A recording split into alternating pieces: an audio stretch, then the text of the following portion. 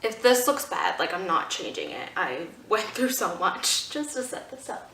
Before this video actually starts, I just want to apologize because the entire thing is going to be out of focus, and I did not realize that until I was editing, and also the camera is slightly lopsided, but, you know, I'm lazy and I didn't want to refilm this. Sorry guys, but yeah, continue. What's up guys? I am back. And I didn't film a Halloween video, and I'm so disappointed in myself, and it's just because I didn't have time. I'm sorry. I want to start to try and pre-film some stuff. That way, you know, when I get too busy, I will have something already ready for you guys to be able to upload. So I woke up this morning and I felt like absolute crap. Like the poop emoji. I felt like, and I decided, you know, what's something you do when you're sick? Obviously, put on makeup, straighten your hair, and film a YouTube video. But seriously, I just wanted to do something kind of chill, even though it took me forever to just get ready for this video. But I have to go somewhere after this, so I mean, I guess I forced myself to do that. So what's something you do when you're sick besides wearing a shirt that's like 3 times your size and some leggings and literally just smelling like you're sick, even though you have showered and doused yourself in perfume? Maybe you just cuddle up and read a good book. So that's what we're gonna do today. These are so dirty.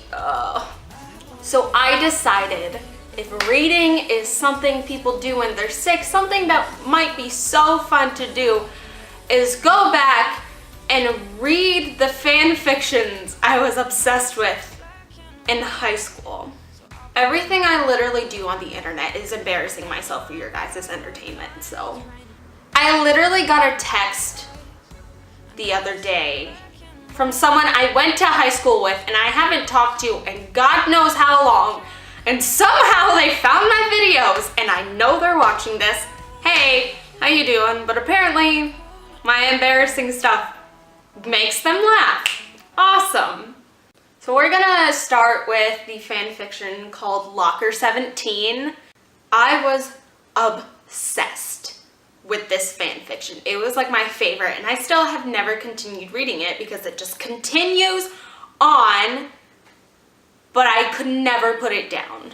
It was so full of sex. My little 16-year-old self thought like fan fiction was at its best when there was a ton of smut. Like, the smuttier the better.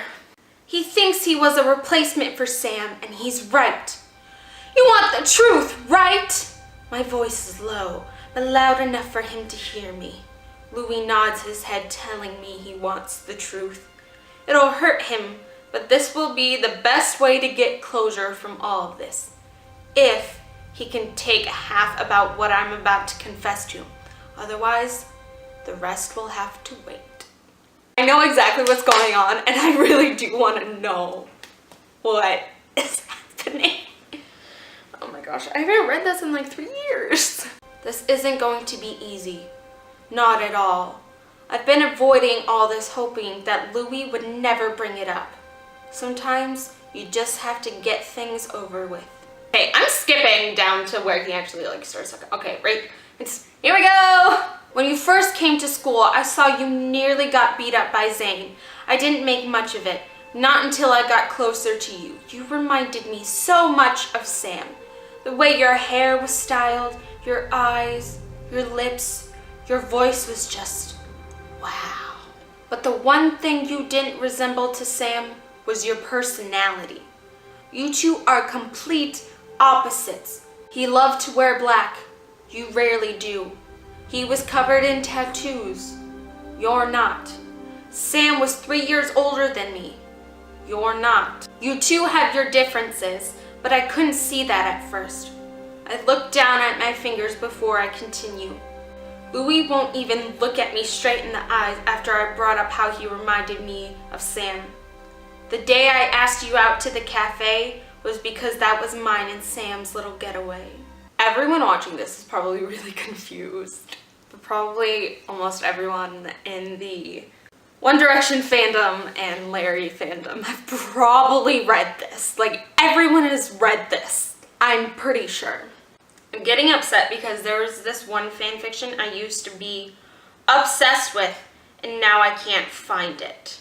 There was one fanfiction, I literally, every single freaking page, I could not stop crying. Like, I would be in the middle of class and just bawling because it was so sad.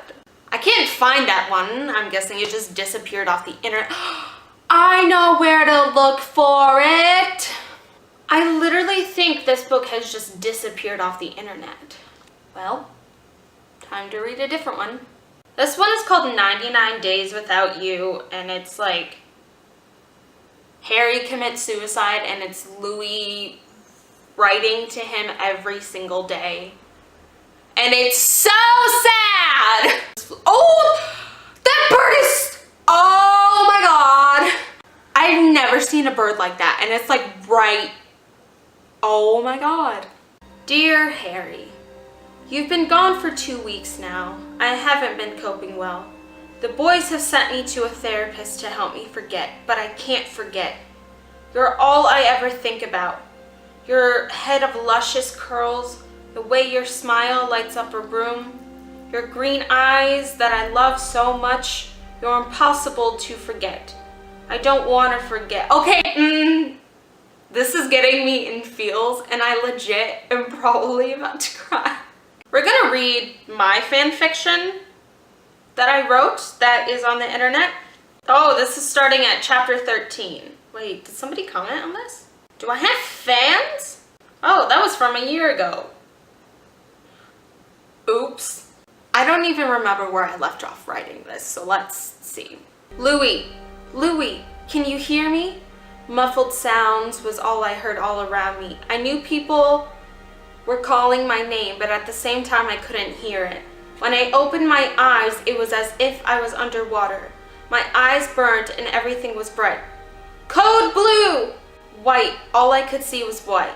In the distance I saw a figure of a man that seemed familiar to me, but somehow I wasn't sure if I knew him.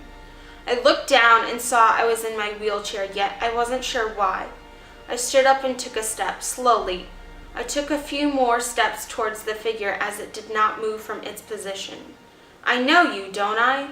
The figure didn't answer, but I felt a peace as if there was a yes.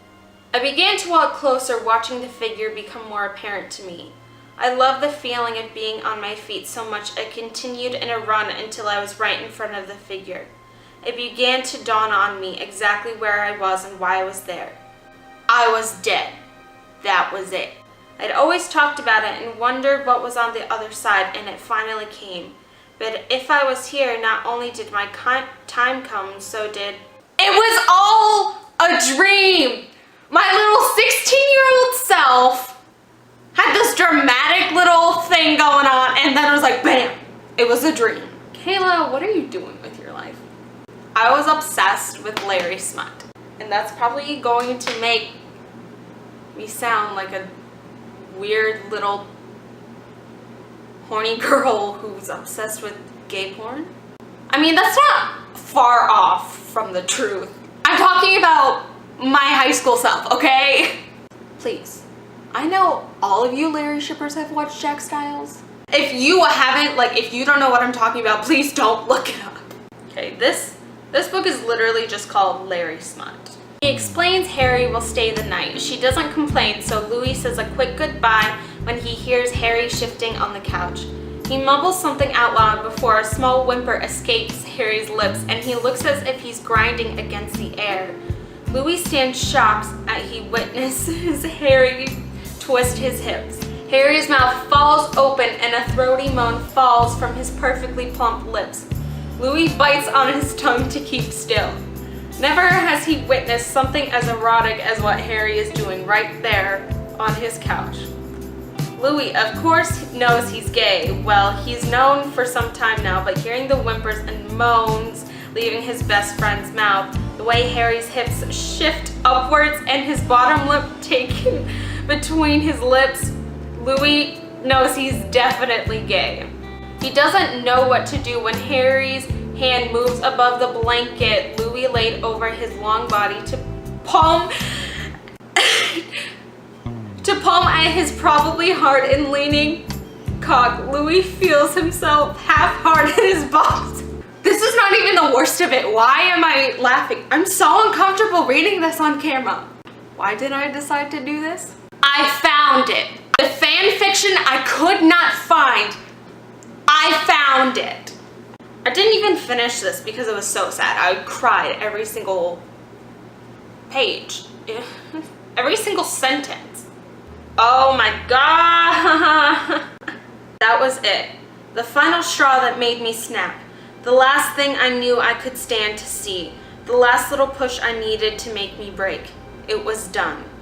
I could feel it eating away at me, clawing and gripping onto every fiber of my being, searching for something to reach out and hold on to and never let go.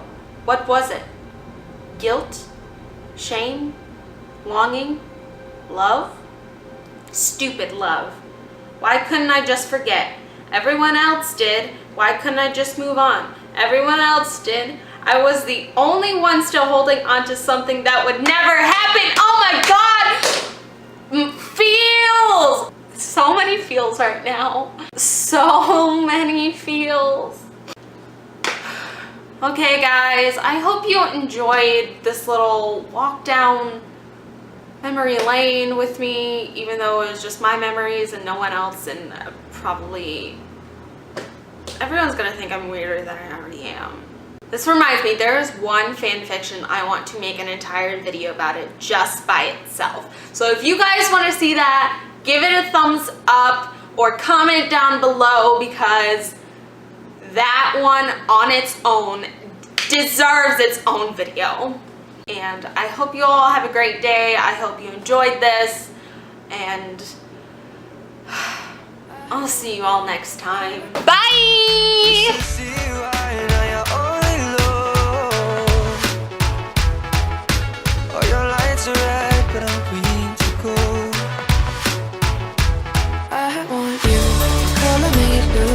Anything it takes to make you stay. Only see myself when I'm looking up at you.